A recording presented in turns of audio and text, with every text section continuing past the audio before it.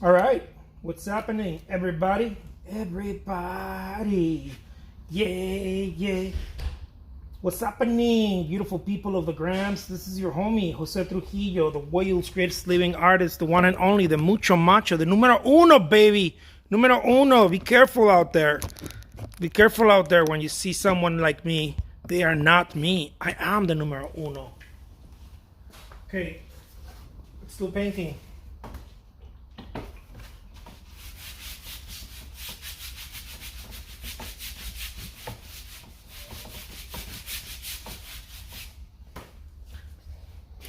I feel like I'm hitting next level. Next level. I'm hitting next level. Boom. Look at that.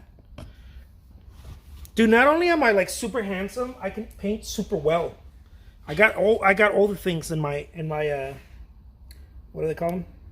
Yeah, in my favor. Not only, oh, Jose Trujillo, you're so handsome, man. You are a super handsome Mexican. Because I'm a Mexican, not a Mexicant. And not only that, I can paint like a king. Yeah, like a king. Like a god. Look at that. Boom. Dude, if you got that going on for yourself, you're doing okay. If you're beautiful and then you can paint, oh my god, you got everything. What else could you ask for? What else could you ask La Vida Loca for? Look at that.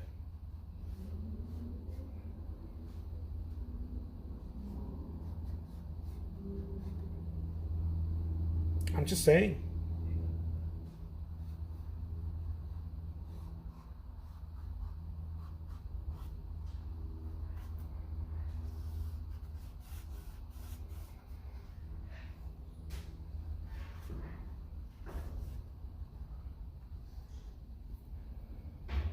Yeah, baby. Look at that. Uno más, Jose. Uno más. Show us the way, Jose. I will. I'm gonna show you the way. The way of the amazing artist. I'm gonna do it one paintbrush at a time, baby. One paintbrush at a time. This is how things are done in my studio. Uno. Look at that. That's all we gotta worry about. Worry about nothing. I got you right here, baby.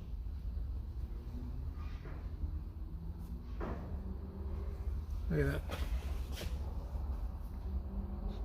I'm gonna wave at you. Consider yourself waved at.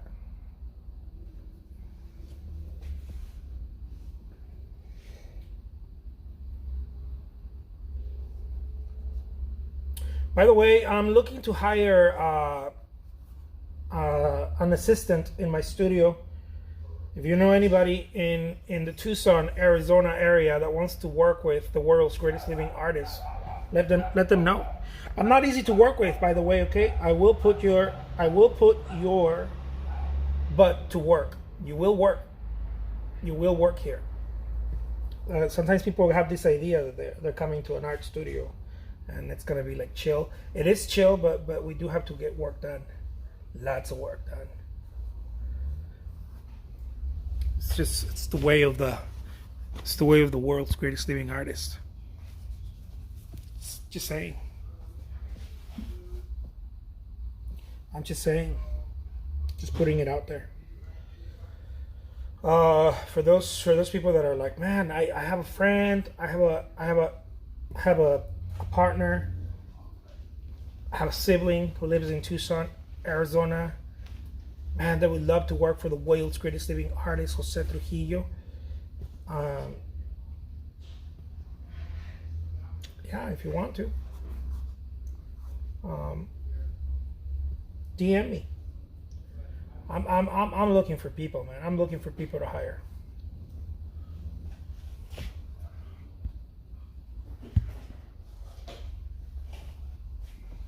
Just like that.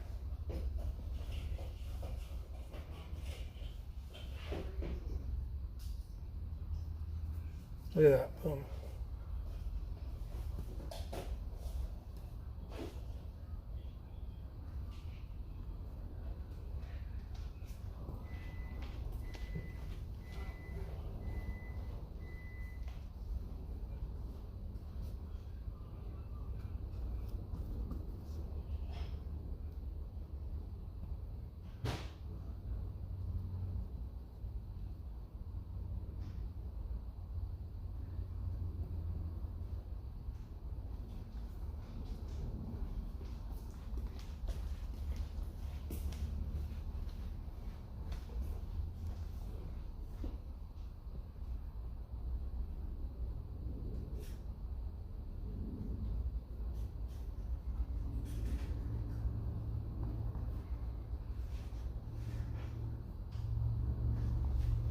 Look at that. Oh la la.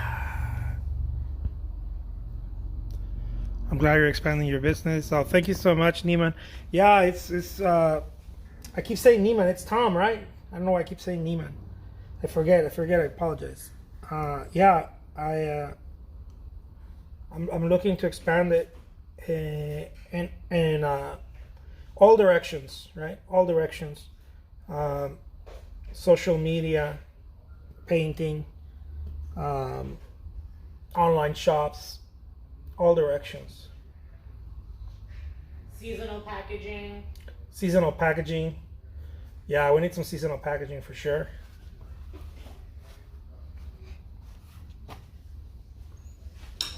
Especially these days, huh, Marcel? Yeah, especially around like tax season, because Lisa has to split her attention so much. Yeah. It would definitely help the both of us to have a seasonal packer. Yeah, we need some seasonal packaging. Boom. Tax season and Christmas.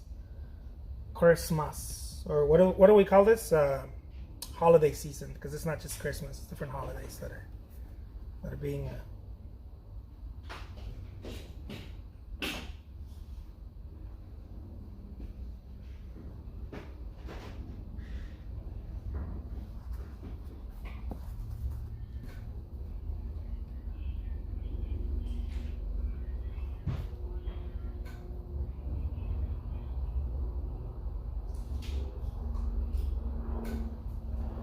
Look at that.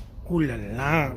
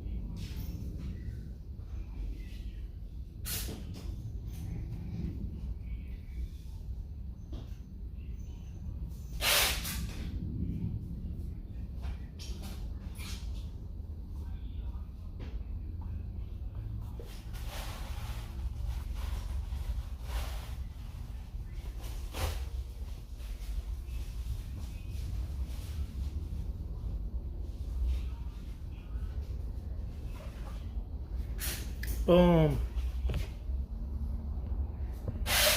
Do you have a photo there? Nope, not at all. I got my imagination. My imagination.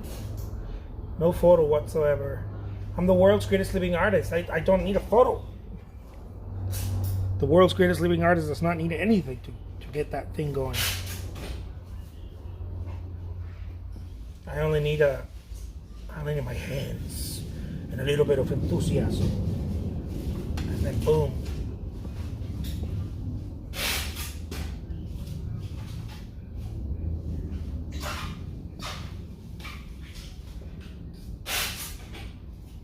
And then that's it. The world's greatest living artist can make it all happen in a blink of an eye.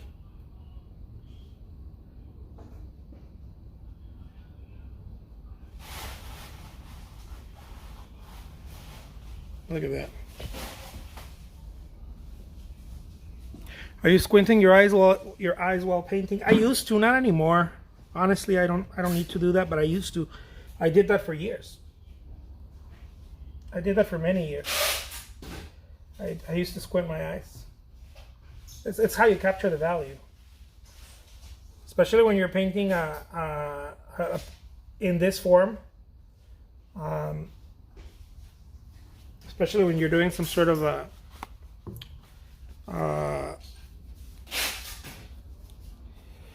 expressionist, but you're trying to create a sense of realism, right?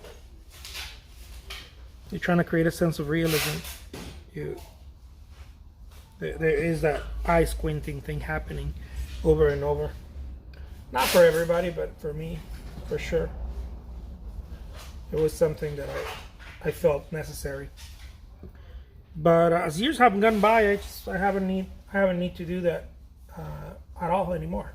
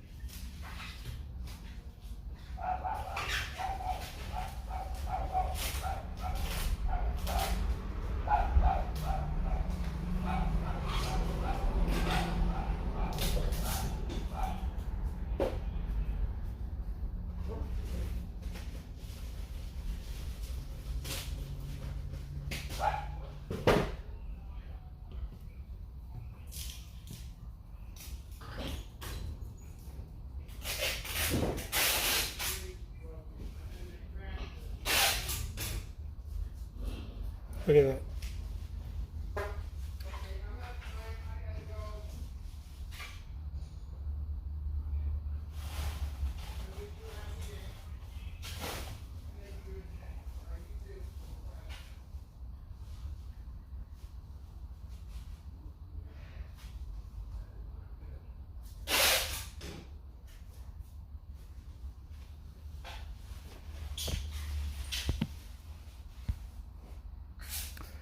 Let's see. I have a question here. Do you decide on a landscape just when you put the canvas or do you plan every day? No, I decide on the fly. It's on the go. I'm like, okay, maybe I should do that. 90% of the stuff that I do, probably more than that, it's just feeling, right? I'm just feeling it at the moment. I'm like, I pay attention to my feeling. I try not to push a subject. I used to do that a lot, and it's a very difficult way of painting. I try not to push subjects or colors or anything like that. I just let it flow. The challenge with that is that you might get into the thinking mode of saying to yourself, maybe it's not good enough, or maybe it's not original enough, or whatever. That's the challenge with that. But if you learn how to overcome that feeling, all you're doing is just letting things flow.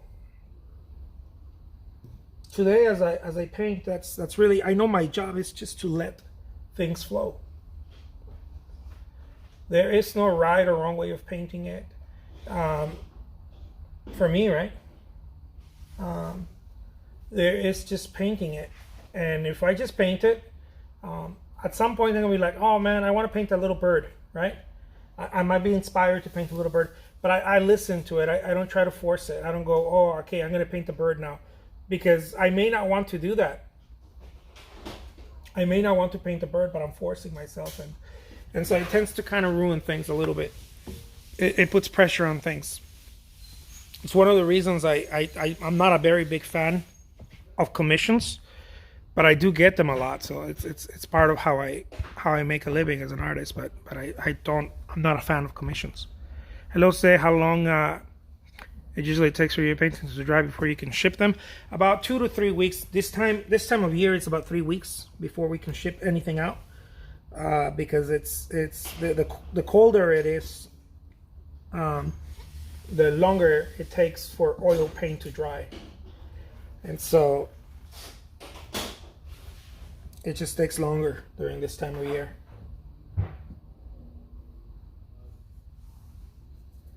Look at that.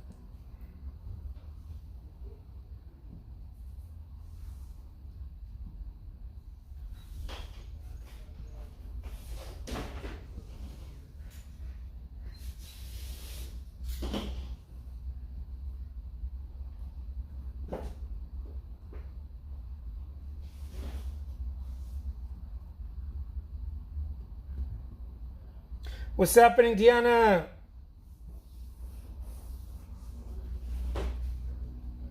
Look at that. Ooh la la. Dude, today I was laughing. I was making some paintings and I was making some TikToks earlier. And then a couple of my copycats came on. And they're not just trying to copy my paintings, they're trying to copy my TikToks too. Which I found it hilarious. I was like, dude, it's gonna be a hard journey if you don't have creativity, man. It's gonna be a very hard journey. I was laughing my ass off. I was like, if you don't even have creativity to make a TikTok video, like just get the camera and point it and say something stupid or whatever. It doesn't have to be stupid, right? But any sort of creativity. It's gonna be a very hard, long, painful journey. That's all I kept thinking about. It made me laugh. I got a good chuckle today. Look at that. What's happening? Yeah, a TikTok video. Imagine that. Even a TikTok video.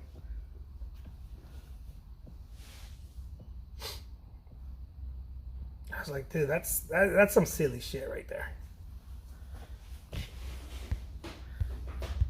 They must think I'm God. They're like, whatever he does, that's it.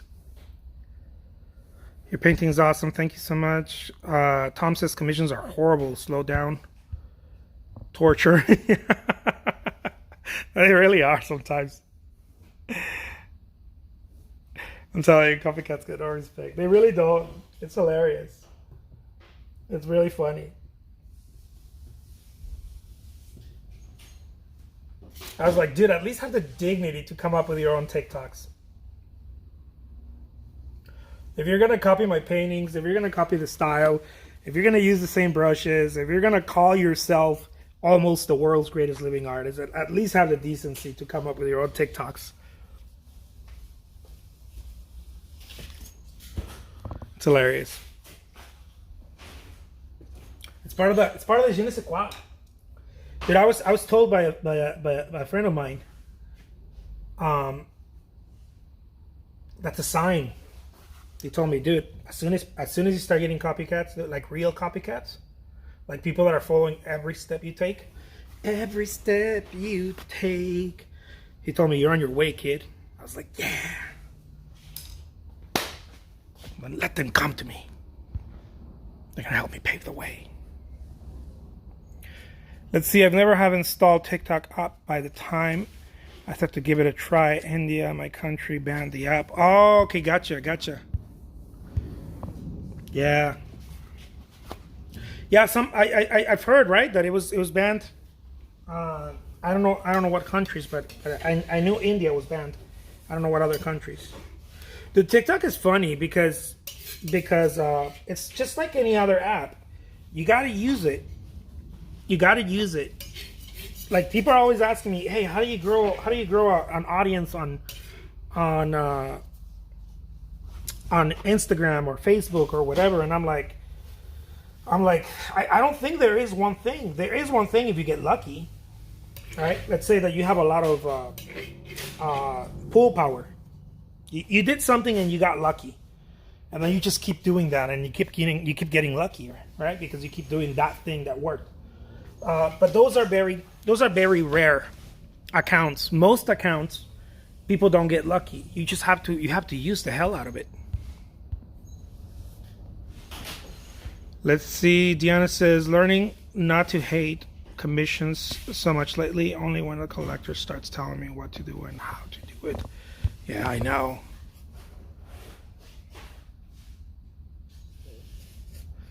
Yeah, but the vast majority use it to create cringe content. Oh, yeah. Yeah, a lot of the content on TikTok is cringy.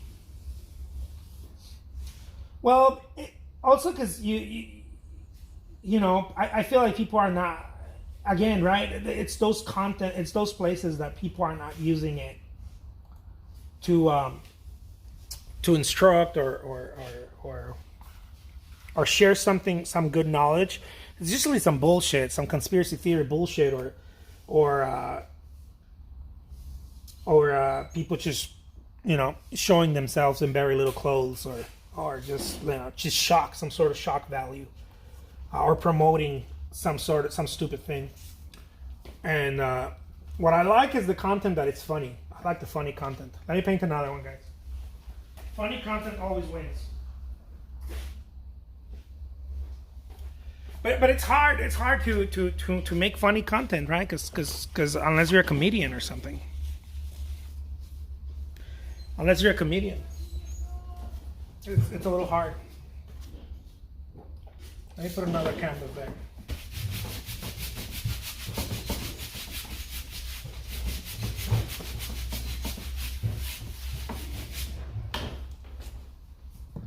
There.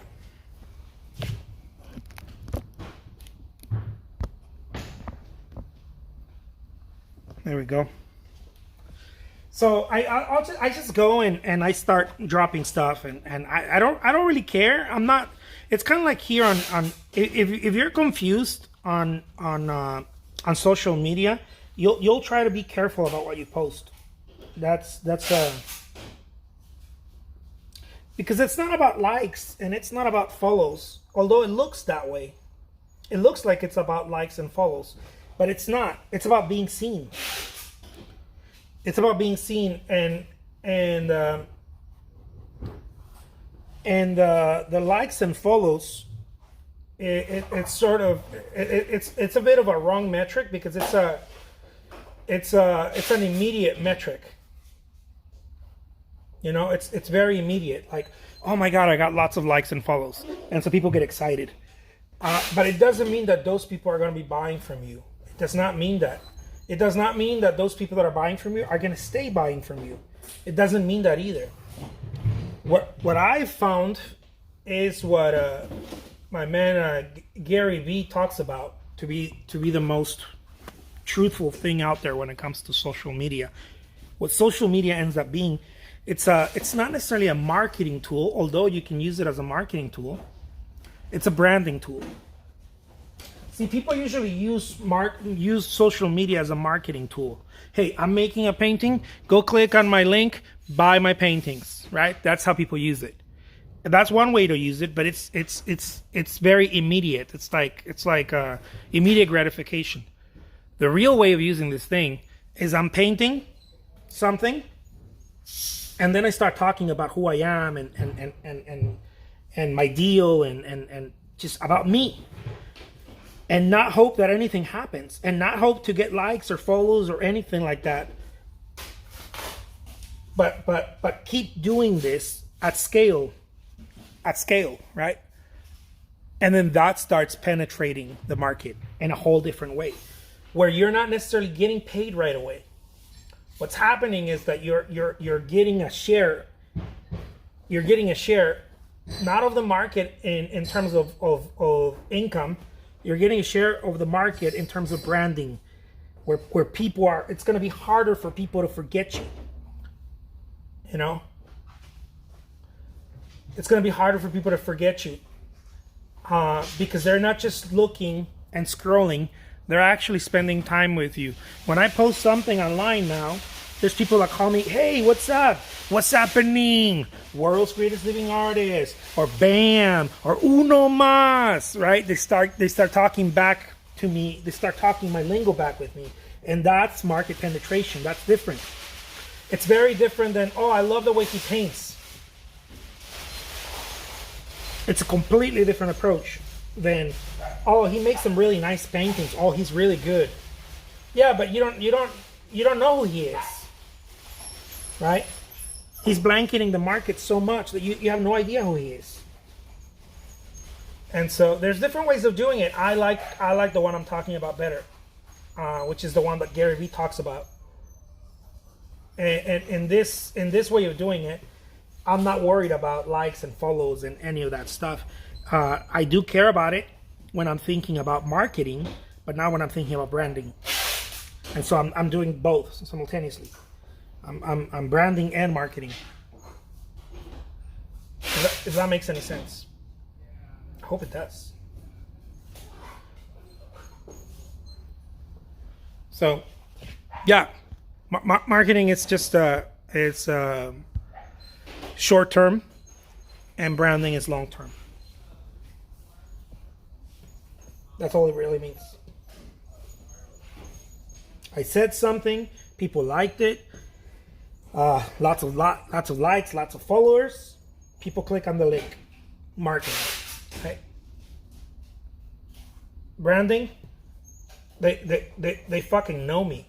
They know the name of my dog. Right? They know the name of my dog. They know childhood stories about me. That's branding. Very different. Very, very different. And it's difficult to go after branding because there's really no pay there. And so the idea is like, why do I keep doing this? Why don't I use most of my energy to market instead of branding? Hey baby. Yeah, Mom. How'd it go? I just took my blood out. Yeah. I just let people when you're done with your life. Okay.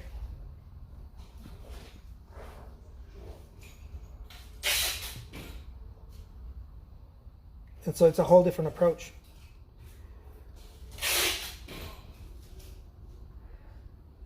Look at that.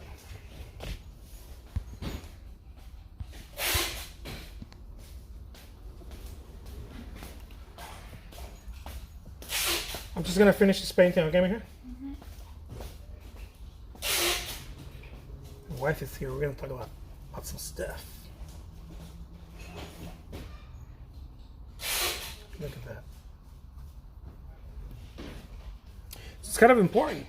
It's kind of important for me, it is, anyways. Broadway. And this woman, like, I think they had just opened maybe. Or I brought in, you know, when you're like the first one, and then right after. Look at that. Like these 4 people come in, and this woman, she was speaking loudly to them. Like she was speaking up to them. I didn't realize she was on her phone. At first, I looked at her like, she's not saying loudly. And like Sam had these 2 Chicano dudes. I hate Mexican men so much that I even refer to them as like.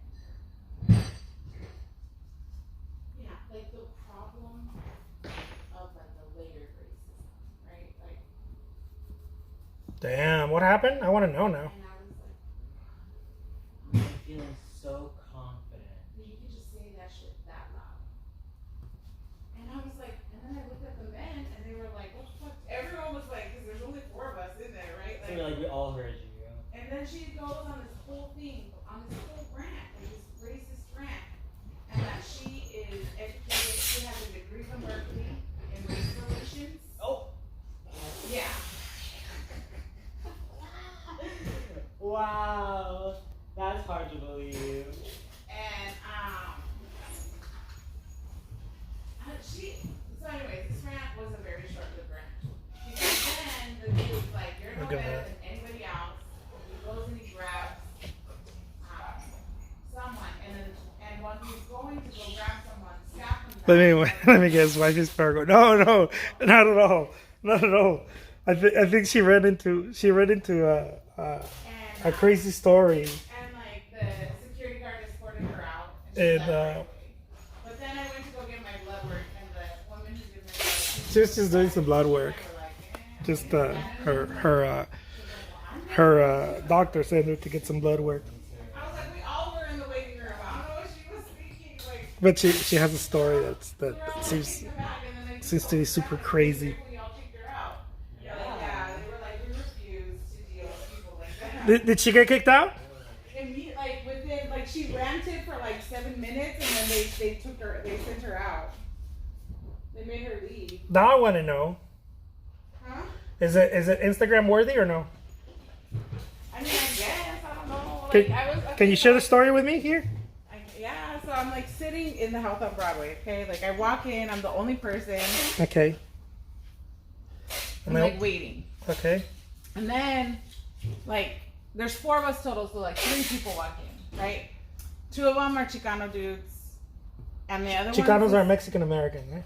and then this woman who I don't know her race or ethnicity or anything. Okay. And she says really loudly, I don't even want to say what she said something against Mexican people and black people. And like we're all sitting there Loud? like, what? And then I was like, is she telling it to these two men that are sitting here? But no, she's like on the phone. Oh, okay. And then She wants them to hear. The person on the phone that she was like educated at Berkeley in race relations. In race relations? And that what she's saying is not racist. And like it was like this 7-minute rant. I couldn't hear what the response was with the other person because she was on the phone. Oh man. And then she got escorted out. And then But the security there? Yeah, and the providers came out, and like one of the doctors was like, I refuse to offer her care. Like we can't have this in here. I'm not racist, even though I'm going on this tirade about how I hate Chicano men. It's not racist. She's a Mexican then. And then the reference, like the racial reference to black people was like the worst. Bringing in the slurs. Yeah, she brought the slurs in. Oh, she brought the slurs to black people? Mm-mm. Oh man. Mm-mm. It was real bad. That's so bold. To The fuck? continue to have that conversation, assuming that they were already talking about it while she was walking in. And if not, And she sat down real cool. I was like, because she was sitting next to me, and I was like, I don't know what to do. Like, I was like, I haven't even had my coffee yet. I have to get blood work done. Oh my I don't know what to do right now. And I was like livid, but they swooped her out real fast. Oh my The god. whole experience was like 7 minutes. 7 minutes too long, Yeah. but they got her out real quick. I was like, no. Dude, that's bananas. It's just crazy that people really think that they can say things like that in public and just have it be all Gucci. And then she's like, well, I'm talking about dating. And I'm like, no. It doesn't matter. No, Just stop talking. no. It's not, I know, not okay. And then the woman who was taking my blood, she was a Spanish speaker, so she and I were like in the back after they kicked her out. I was like, ¿oíste lo que dijo? She's like, pues yo soy mexicana. ¿Cómo que va a decir estas cosas? Mi esposo. Yo le dije, yo también, mi esposo también. Le dijiste, mi esposo, Yeah. mi esposo es paisano de And then allá. I was like, I know. We were talking tonight. She's like, pues si hubiera andado aquí, si la hubiera mandado conmigo, me dijo. That's hilarious. Dude, that's sad that some people feel that empowered, right, to be like that in public, anywhere, but especially in I was public. like, who hurt you, lady? Seriously. You are scarred. Ignorance to the max. Yeah, it's crazy. I like how she tries to justify it. Just like I'm talking about dating. Rudy says, "Good for the doctor." Right? Yeah. Hell yeah. Yeah, no, we none of us. I think we all need to say something. There's crazy stories, yeah. You know, because it's not whenever we see any type of ignorance, right, any type of hate like that, it's like, dude, no, it's not right. No bueno, muchacho.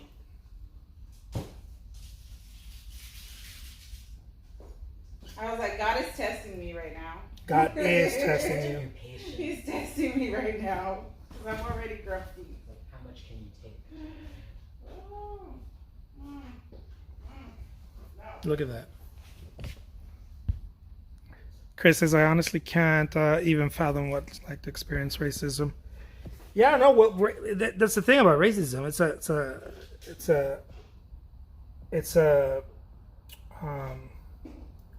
a structure. You know? It's a power structure.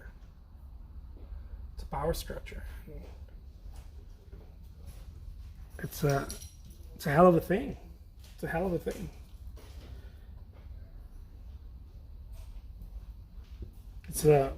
I often think of it as a demon that doesn't want to die. A very old demon that doesn't want to die. It's like, die racism, die already. Doesn't want to. Somebody was telling me everybody can be racist. I was like, no, no, no, no, no, no. That's not how it works. Everybody can be prejudiced, but not everybody can be racist. That's not how it works. It's a power structure. Look at that. We all got bias. Yeah, we all got bias, and And then we work on them to become better people. yeah. Un cielo bonito. Let's see. Diana says I had my back park on my back. Where am I back in Vegas? One day when someone heard my accent, when they found out I'm originally from Syria, they yelled, "Oh yeah, are you gonna blow us up?" Oh my God, with your backpack now. Oh my God, man. I'm sorry that happened. Yeah. Not It's- okay. Yeah, I had some buddies here from Kuwaiti, and people often like would say the craziest shit. You know, when we were in a club or something, people would scream out the craziest shit around that, right? Around that, and or just pretend to have the accent or pretend to speak the language and just mocking the language, right? And it's like, dude, that's not. That's just completely fucked up. Mm-hmm.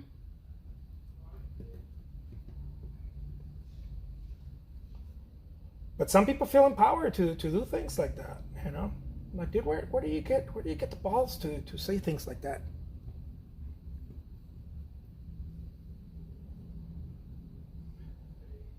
Just ignorance. Yeah, learned at home somewhere. Yeah, that's really sad that people feel empowered for that. I don't even, you know, implicit bias, that's ignorance, right? Like, Right, implicit bias is ignorance, but you know, being conditioned by society and being like, damn, I didn't realize that I carried that bias. Or that I had that, right? Being confronted when we get confronted by our bias. right. But to like actively engage in racism and let it fly out your mouth, that's a whole other ballgame. I don't even know. Yeah, it's just crazy. It's crazy. A friend of mine that I used to hang out with a while back. He used to tell me of like one day he told me one of the saddest things. I never forget that. He told me that he's African American, right? So he told me that he had a talk with his son. And it was just like it was the most to me it was the most heartbreaking thing a person can say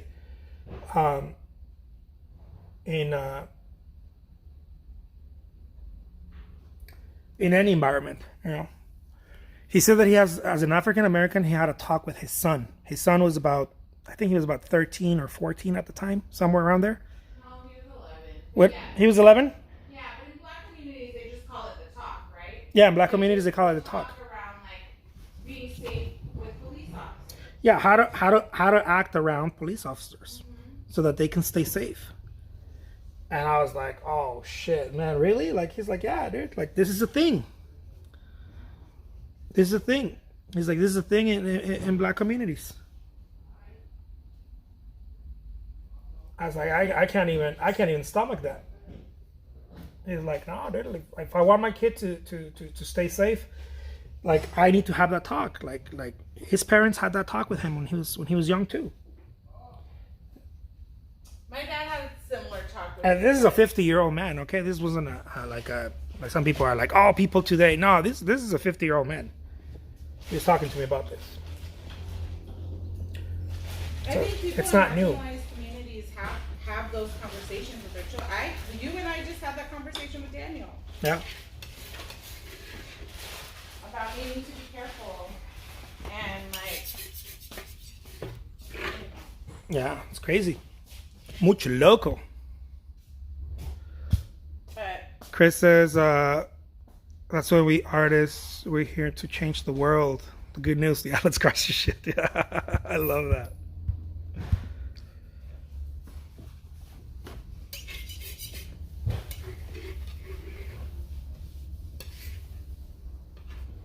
Boom, there it is, guys. Look at that.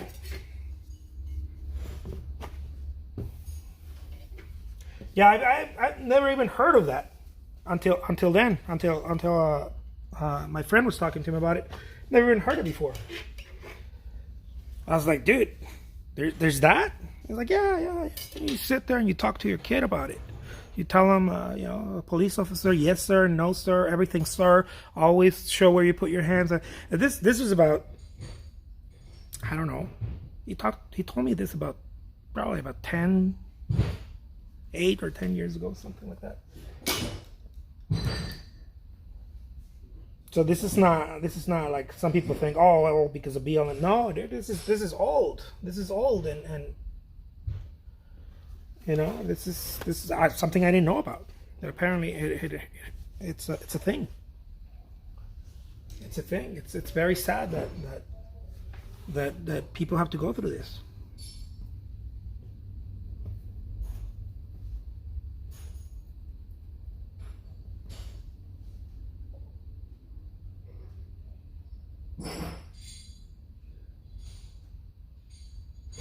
I was having a beer with him.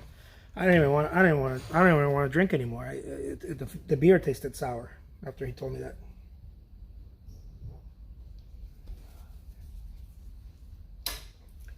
Look at that.